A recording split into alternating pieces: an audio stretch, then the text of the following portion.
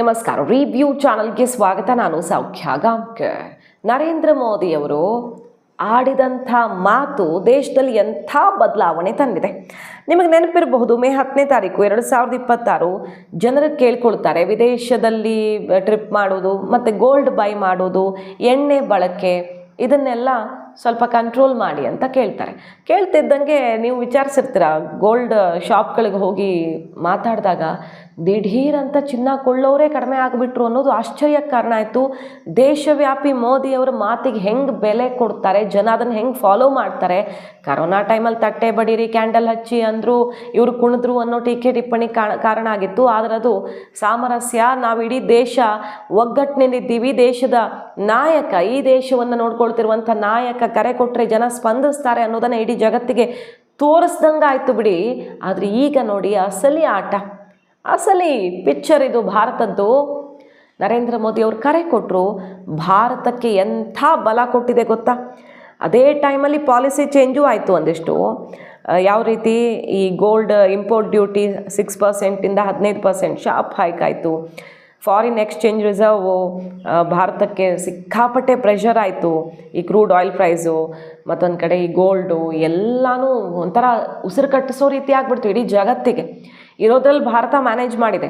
ಭಾರತ ಎಷ್ಟು ಚೆನ್ನಾಗಿ ಮ್ಯಾನೇಜ್ ಮಾಡಿದೆ ಅಂದರೆ, ನಮ್ಮಷ್ಟು ಕಡಿಮೆ ಹೈಕ್ ಮಾಡಿದವರು ಪೆಟ್ರೋಲ್ ಡೀಸೆಲ್ ಪ್ರೈಸನ್ನು ಬೇರೆ ದೇಶಗಳಲ್ಲಿ ಕಾಣಿಸಿಲ್ಲ. ಎಲ್ಲ ಜಾಸ್ತಿ 300-400 ಗಡಿ ದಾಟಿ ಹೋಗಿದೆ. ಲಾಕ್ಡೌನ್ ಆಯಿತು, ಮತ್ತು ಪೆಟ್ರೋಲ್ ಪಂಪ್ಗಳು ಬಾಗಿಲು ಹಾಕಿದ್ವು. ಇದೆಲ್ಲ ಆಗಿದೆ. ಭಾರತದಲ್ಲಿ ಇದ್ಯಾವುದೂ ಆಗಿಲ್ಲ. ಜಾಸ್ತಿ ಆಯಿತು ದರ, ಆದರೆ ಇರೋದ್ರಲ್ಲಿ ಬೇರೆ ರಾಷ್ಟ್ರಗಳಿಗೆ ಹೋಲಿಸಿದ್ರೆ ಕಡಿಮೆ. ನರೇಂದ್ರ ಮೋದಿಯವರು ಈ ಕರೆ ಕೊಡ್ತಿದ್ದಂಗೆ ಏನಾಗಿದೆ ಗೊತ್ತಾ ದೇಶದಲ್ಲಿ. ಇದು ಬಹಳ ಕುತೂಹಲಕಾರಿ ರಿಪೋರ್ಟು. ಯಾಕಂದರೆ ನರೇಂದ್ರ ಮೋದಿಯವರ ಮಾತಿಗೆ ಇಡೀ ದೇಶ ಹೆಂಗೆ ಸ್ಪಂದಿಸಿದೆ ಮತ್ತು ಅದು ದೇಶಕ್ಕೆ ಯಾವ ರೀತಿ ಬಲವಾಗಿ ಕನ್ವರ್ಟ್ ಆಗಿದೆ ಅಂತ. ಇದು ಹೇಳ್ತಿದ್ದಂಗೆ ನೋಡಿ, domestic gold demand, retail demand 70%, ಜನ ಗೋಲ್ಡ್ ಡಿಮ್ಯಾಂಡ್ ಏನು ಇಟ್ಕೊಂಡಿದ್ರಲ್ಲ 70% ಕುಸಿದು ಬಿತ್ತು. ಇದು IBJ ಜ್ಯುವೆಲರ್ಸ್ ಅಸೋಸಿಯೇಷನ್ನು ಮತ್ತು ಅಧಿಕೃತ ಅಂಕಿಅಂಶಗಳು, ಪ್ರತಿಷ್ಠಿತ ಏಜೆನ್ಸಿಗಳಿಂದ ಹೊರಬರ್ತಿರುವಂಥ ಡೇಟಾ ನೋಡಿ. Domestic market, fresh gold over all consumer demand 70%, more than 70%. July ಮುಗಿಯೋ ಅಷ್ಟೊತ್ತಿಗೆ, ಅಂದರೆ ಜುಲೈ ಎಂಟರ್ ಆಗ್ತಿರೋವಾಗ ಜೂನ್ ಮುಗಿಯೋ ಅಷ್ಟೊತ್ತಿಗೆ ಕಡಿಮೆ ಆಗಿಬಿಟ್ಟಿದೆ 70%. ವೆಡ್ಡಿಂಗ್ ಸೀಸನ್ ಅಲ್ವಾ, ವೆಡ್ಡಿಂಗ್ ಸಮಯದಲ್ಲೂ ಕೂಡ ಜನ ಏನು ಮಾಡಿದ್ದಾರೆ ಅಂದರೆ, ಹಳೆ ಒಡವೆಗಳನ್ನು ಇರೋದನ್ನು ಕರಗಿಸಿ ಹೊಸದು ಮಾಡಿಸ್ಕೊಂಡಿದ್ದಾರೆ. ಒಂದು ಇಲ್ಲ ಅಂದರೆ ಈ ಗೋಲ್ಡ್ ಬೈ ಮಾಡೋದನ್ನು ಪೋಸ್ಟ್ಪೋನ್ ಮಾಡಿದ್ದಾರೆ. ಈ ರೀತಿ ರೀಸೈಕ್ಲಿಂಗ್ ಮೂಲಕವೇ ಫ್ಯಾಮಿಲಿ ಏನು ಹಳೆ ಚಿನ್ನದ ಮೂಲಕವೇ ಮ್ಯಾನೇಜ್ ಮಾಡ್ಕೊಂಡಿದ್ದಾರೆ ಅನ್ನೋ ರಿಪೋರ್ಟ್ ಕೂಡ ಗೊತ್ತಾಗ್ತಿದೆ. ಜ್ಯುವೆಲರಿ ಹಬ್ಸ್ ಎಲ್ಲ ಸಿಕ್ಕಾಪಟ್ಟೆ ಇಂಪ್ಯಾಕ್ಟ್ ಆಗಿದೆ. ಏನಂದರೆ, ಈ ರಿಟೇಲ್ ಗ್ರಿಡ್ ಲಾಕು ಮತ್ತು 3.5 ಕೋಟಿ ಇಂಡಸ್ಟ್ರಿ ವರ್ಕರ್ಸ್ ಇದ್ದಾರೆ, ಆರ್ಟಿಸನ್ಸ್ ಇದ್ದಾರೆ, ಈ ಗೋಲ್ಡ್ ವರ್ಕ್ ಮಾಡೋರು. ಅವರೆಲ್ಲ ಏಕಾಏಕಿ ಟೆನ್ಷನ್ ಆಗಿಬಿಟ್ಟಿದ್ದಾರಪ್ಪ, ಏನಿದು ಈ ರೀತಿ ಬದಲಾವಣೆ ಅಂತ. ಇಡೀ ದೇಶದಲ್ಲಿ ಹಿಂಗೆ ಚೇಂಜಸ್ ಆಗೋಯ್ತಲ್ಲ ಅಂತ. ನರೇಂದ್ರ ಮೋದಿಯವರ ಒಂದು ಮಾತು ಮತ್ತು ಪಾಲಿಸಿ ಏನಾಗಿದೆ ಅಂದರೆ, ಒಂದು ಮ್ಯಾಸಿವ್ ಆಗಿ ಸ್ಕ್ರ್ಯಾಪ್ ಗೋಲ್ಡ್ ಕ್ಯಾಶ್ ಔಟ್ ಆಗ್ತಿದೆ. ಈಗ ಗೋಲ್ಡನ್ನು ತಂದು ಅದನ್ನು ಕ್ಯಾಶ್ ಮಾಡಿಸ್ಕೊಳ್ತಿದ್ದಾರೆ, ಮಾರ್ತಾ ಇದ್ದಾರೆ ಹಳೇ ಚಿನ್ನವನ್ನು ತಂದು. ಯಾಕಂದರೆ ನಮಗೆ ಈ ಪ್ರೆಷರು, ಇಂಪೋರ್ಟ್ ಪ್ರೆಷರು, ಗೋಲ್ಡು ಮತ್ತು ನಮ್ಮ ಫಾರಿನ್ ಎಕ್ಸ್ಚೇಂಜ್ ಮೇಲೆ ಏನು ಹೊರೆ ಹಾಕಿ, ಅದರಿಂದಾಗಿ ನಮ್ಮ ರೂಪಾಯಿ ವ್ಯಾಲ್ಯೂ ಮೇಲೇನೂ ಕೂಡ ಹೊಡೆತ ಕೊಡೋ ರೀತಿ ಆಗಿತ್ತಲ್ಲ. ಆ ಪ್ರೆಷರ್ ಡೌನ್ ಮಾಡ್ಕೊಳ್ಳೋದಕ್ಕೆ ನರೇಂದ್ರ ಮೋದಿಯವರು ತೊಗೊಂಡಂಥ ಸ್ಟೆಪ್ಪು, ಭಾರತ ಸರ್ಕಾರದ ಪಾಲಿಸಿ ಎರಡೂ ಕಂಬೈನ್ಡ್ ಆಗಿ ಸಿಕ್ಕಾಪಟ್ಟೆ ದೊಡ್ಡ ಮಟ್ಟದಲ್ಲಿ ಮಾನಿಟೈಸ್ ಮಾಡ್ಕೊಳ್ಳೋಕೆ ಮುಂದಾದರು ಎಲ್ಲರೂ. ಹಳೆ ಗೋಲ್ಡನ್ನು, ಓಲ್ಡ್ ಜ್ಯುವೆಲ್ರಿಯನ್ನು ಮಾರ್ಕೆಟಲ್ಲಿ ತಂದು ಹೆಂಗೆ ಸುರಿದಿದ್ದಾರೆ ಅಂದರೆ ನೀವು ಇಮ್ಯಾಜಿನ್ ಮಾಡ್ಕೊಳ್ಳಲ್ಲ. 50 ಟನ್ ಗಟ್ಟಲೆ ಏಪ್ರಿಲ್ ಜೂನ್ ಕ್ವಾರ್ಟ್ರಲ್ಲಿ 50 ಟನ್, 50% ಇನ್ಕ್ರೀಸು. ಆ ಸ್ಕ್ರ್ಯಾಪ್ ಗೋಲ್ಡ್ ಬಂದು ಬಿದ್ದಿದ್ದು 50 ಟನ್ ಅಂದರೆ ನೀವು ಆಶ್ಚರ್ಯ ಪಡಬಹುದು. ಮತ್ತು 2/3 ಗೋಲ್ಡ್ ಇಂಪೋರ್ಟು ಏಕಾಏಕಿ ಕಡಿಮೆ ಆಗಿಬಿಟ್ಟಿದೆ. ಆಮದು ಮಾಡ್ಕೊಳ್ಳೋದು ಇದ್ದಕ್ಕಿದ್ದಂತೆ ಕಡಿಮೆ ಆಗಿಬಿಟ್ಟಿದೆ. ಹಾಗೆ ಈ ಮಂತ್ಲಿ ಗೋಲ್ಡ್ ಇಂಪೋರ್ಟ್ಸ್ ಲೆಕ್ಕಾಚಾರದಲ್ಲಿ ನೋಡೋಕೆ ಹೋದ್ರೆ, ಈಗ ಆಲ್ರೆಡಿ ಹೇಳ್ದಂಗೆ 70% ಶ್ರಿಂಕ್ ಆಗಿದೆ. ಮೊದಲೆಲ್ಲ ಎಷ್ಟಾಗ್ತಿತ್ತು ಅಂದರೆ 75ರಿಂದ 100 ಟನ್ಸ್ ಪರ್ ಮಂತ್ ಇಂಪೋರ್ಟ್ ಆಗ್ತಿದ್ದು, ಈಗ ಅದು 25 ಟನ್ಗೆ ಬಂದು ಕೂತಿದೆ. 75 ಟನ್ ಆಮದು ಮಾಡ್ಕೊಳ್ತಿದ್ದು 25 ಟನ್ಗೆ ಬಿದ್ದಿದೆ. ಸೊ ರಿಸರ್ವ್ ಬ್ಯಾಂಕ್ RBI ಈ ರಿಪೋರ್ಟನ್ನು ಕನ್ಫರ್ಮ್ ಮಾಡಿದೆ. Financial stability report, gold imports ಯಾವ ರೀತಿ ಕಡಿಮೆ ಆಯಿತು, ಮತ್ತು ಇಂಡಿಯನ್ ರೂಪಿ ಶಕ್ತಿ ಜಾಸ್ತಿ ಮಾಡೋದಕ್ಕೆ ಇದು ಹೇಗೆ ಅನುಕೂಲ ಆಯಿತು ಅನ್ನೋದನ್ನು ಖಚಿತಪಡಿಸ್ತಾ ಇದ್ದಾರೆ RBI ಅವರು ಕೂಡ. RBI ರೂಪಿ ಶಕ್ತಿ ಕುಂದುತ್ತಾ ಇದೆ ಅಂತ ಟೀಕೆಗೆ ಬಗ್ಗದೆ, ಎಸ್ ನಾವು ನಮ್ಮ ದೇಶವನ್ನು ಏನು ಮಾಡಬೇಕು ಅನ್ನೋದು ಗೊತ್ತು ನಮಗೆ. RBI ಇದನ್ನು ಕಂಟ್ರೋಲ್ ಮಾಡೋದಕ್ಕೆ ಆಗಲ್ಲ ಅಂತಲ್ಲ. ಫಾರಿನ್ ರಿಸರ್ವ್ ಕಥೆ ಏನಾಗಿದೆ, ಈಗ ಮೊದಲು ಏನಿತ್ತು, ನಮ್ಮ ಶಕ್ತಿ ಎಷ್ಟಿದೆ ಅನ್ನೋದನ್ನೆಲ್ಲ ಹೇಳಿ ಇದನ್ನು ನಾವು ತಡ್ಕೊಳ್ಳೋಕೆ ಬಿಟ್ಟಿದ್ದೀವಿ ಅನ್ನೋ ಸಮಜಾಯಿಷಿ ಕೊಟ್ಟರು. ಅದೇ ಟೈಮಲ್ಲಿ ಮೋದಿಯವರು ಒಂದು ಕರೆ ಕೊಟ್ಟರು. ಇದು ಓವರಾಲ್ ನಮ್ಮ ದೇಶದ ಆರ್ಥಿಕತೆಗೆ ಹೆಂಗೆ ಬಲ ಕೊಡ್ತು ಅನ್ನೋದನ್ನು ರಿವ್ಯೂ ಸಂದರ್ಶನದಲ್ಲೇ ರಂಗಸ್ವಾಮಿ ಮೂಕನಹಳ್ಳಿಯವರು, ಆರ್ಥಿಕ ತಜ್ಞರು ವಿಶ್ಲೇಷಣೆಯನ್ನು ಇಟ್ಟಿದ್ರು ಅದ್ಭುತವಾಗಿ. ಈಗ ಭಾರತಕ್ಕೆ ಏನು ರಿಸಲ್ಟ್ ಸಿಕ್ಕಿದೆ ಅನ್ನೋದು ಕೂಡ ವಾಸ್ತವ ಕಂಡು ಬರ್ತಿರೋ ಅಂಶ ನಮ್ಮ ಕಣ್ಣು ಮುಂದೆನೆ. 3 ವಿಧಾನಗಳನ್ನು ಅನುಸರಿಸಿ ರೂಪಾಯಿಯ ಮೌಲ್ಯ ಕುಸಿತನ ತಡೆಗಟ್ಟೋದಕ್ಕೆ ಸಾಧ್ಯ. ಅದೆಲ್ಲಾನು ಅದು ಮಾಡಿದ್ರೂ ಅದಕ್ಕೆ ಕಂಟ್ರೋಲ್ ಮಾಡಕ್ ಆಗ್ಲಿಲ್ಲ ಅಂತ ಕಾರಣಕ್ಕೆ 4ನೆಯ ಅಸ್ತ್ರ ಇನ್ನೊಂದು ಅದು ಬಿಡ್ತು. ಬಹಳಷ್ಟು ಜನಕ್ಕೆ ಅದು ಅರಿವಿಗೆ ಬರಲಿಲ್ಲ. ಮೋದಿ ಅವರು ಬೆಂಗಳೂರಿಗೆ ಬಂದಿದ್ರು, ಆಮೇಲೆ ಹೈದರಾಬಾದ್ಗೆ ಹೋದ್ರು ಜಸ್ಟ್ ಒಂದು ತಿಂಗಳಿಂದೆ ಅಲ್ವಾ. ಬಂದಾಗ ಅವ್ರು ಏನ್ ಹೇಳೋದ್ರು ಹೇಳಿ, ವಿದೇಶಿ ಪ್ರಯಾಣ ಮಾಡಬೇಡಿ, ಹೆಚ್ಚಿಗೆ ಓಡಾಡ್ಬೇಡಿ, ವರ್ಕ್ ಫ್ರಮ್ ಹೋಮ್ ಮಾಡಿ, ಚಿನ್ನ ಖರೀದಿ ಮಾಡಬೇಡಿ ಎಲ್ಲ ಹೇಳೋದ್ರು. ಯಾಕೆ ಹೇಳೋದ್ರು? ಇವೆಲ್ಲ ನಮ್ಮದು ರೂಪಾಯಿ ಡಾಲರ್ದ ಮೇಲಿನ ಒತ್ತಡ, ರೂಪಾಯಿ ಕುಸಿತಕ್ಕೆ ಮೇಜರ್ ಕಾರಣ ಏನು ಅಂದ್ರೆ ಡಾಲರ್ ಅಲ್ವಾ. ನಮ್ದು ಇಂಪೋರ್ಟ್ ಅಂತ ಏನ್ ಹೇಳ್ತೀವಿ, ಆಮದು ಏನಿದೆ ಅತಿ ಹೆಚ್ಚು ನಾವು ಮಾಡ್ಕೊಳ್ಳೋದು ಪೆಟ್ರೋಲಿಯಂ ಪದಾರ್ಥಗಳು, ಆಮೇಲಿನದು ಚಿನ್ನ, 3ನೇ ಸ್ಥಾನದಲ್ಲಿ ಕುಕ್ಕಿಂಗ್ ಆಯಿಲ್, ಅಡಿಗೆ ಆಯಿಲ್ ಕಡಿಮೆ ಮಾಡಿ ಅಂತ ಹೇಳೋದ್ರು ಅಲ್ವಾ, ಆರೋಗ್ಯಕ್ಕೂ ಒಳ್ಳೇದು ಅಂತ ಹೇಳೋದ್ರು ಅಲ್ವಾ. ಇವು 3 ಅತ್ಯಂತ ಹೆಚ್ಚು ನಮ್ಮ ಫಾರಿನ್ ರಿಸರ್ವ್ ಮೇಲೆ ಏಟ್ ಕೊಡುವಂತಹ ವಿಚಾರಗಳು.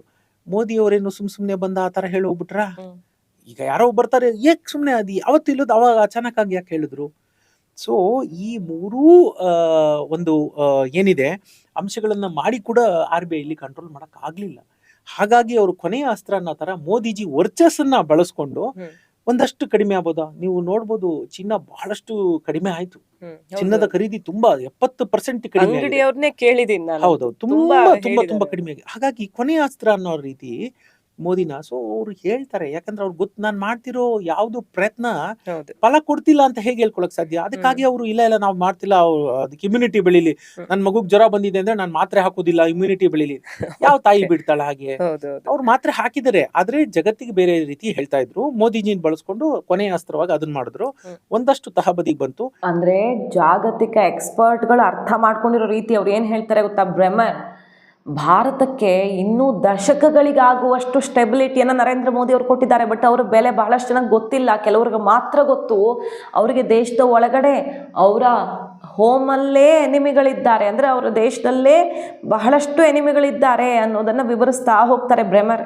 ಇದು ತುಂಬ ಚರ್ಚೆಗೆ ಒಳಪಟ್ಟಿದೆ. Modi has enemies. They're mostly at home. They're mostly in India. They're not global. Modi is not only trying to position India as the leader of the global south, the exception of Canada, which I think India has mishandled.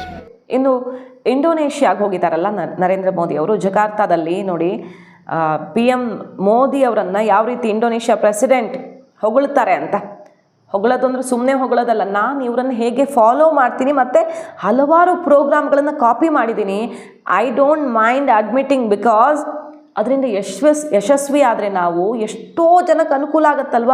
Lakh ಜನ ನಮ್ಮ ದೇಶದಲ್ಲಿ ಅಭಿವೃದ್ಧಿಗೆ ಕಾರಣ ಆಗುತ್ತೆ. ಹಾಗಾಗಿ ನಾವು copy ಮಾಡಿದ್ದೀವಿ ಭಾರತದಲ್ಲಿ ನರೇಂದ್ರ ಮೋದಿಯವರ ಹಲವಾರು ಪ್ರೋಗ್ರಾಮ್ಸನ್ನು ಅಂತ ಹೇಳೋದಕ್ಕೆ ನಂಗೆ ಹೆಮ್ಮೆನೇ ಇದೆ. ಅದರಿಂದ ನಮಗೆ ಯಶಸ್ಸು ಸಿಕ್ಕಿದೆ ಅಂತ ನಾನು ಓಪನ್ ಆಗಿ ಹೇಳ್ತೀನಿ, ಅಡ್ಮಿಟ್ ಮಾಡ್ಕೊಳ್ತೀನಿ. ನಾನು ನರೇಂದ್ರ ಮೋದಿಯವರ ಇಡೀ ಕರಿಯರನ್ನು ಕಾಪಿ ಮಾಡಿದ್ದೀನಿ, ಅವರ ಪ್ರೋಗ್ರಾಮನ್ನು ಕಾಪಿ ಮಾಡಿದ್ದೀನಿ ಮತ್ತು ಅದರಿಂದ ಯಶಸ್ವಿಯಾಗಿದ್ದೀವಿ ಅಂತ ಹೆಮ್ಮೆಯಿಂದ ಎದೆ ತಟ್ಟಿ ನರೇಂದ್ರ ಮೋದಿ ಅವ್ರ ಪಕ್ಕದಲ್ಲೇ ಇಂಡೋನೇಷ್ಯಾ ಪ್ರೆಸಿಡೆಂಟು ಓಪನ್ ಆಗಿ ಅನೌನ್ಸ್ ಮಾಡಿದ್ದಾರೆ. Indian history, Indian culture. I also want to admit, Your Excellency, I follow your career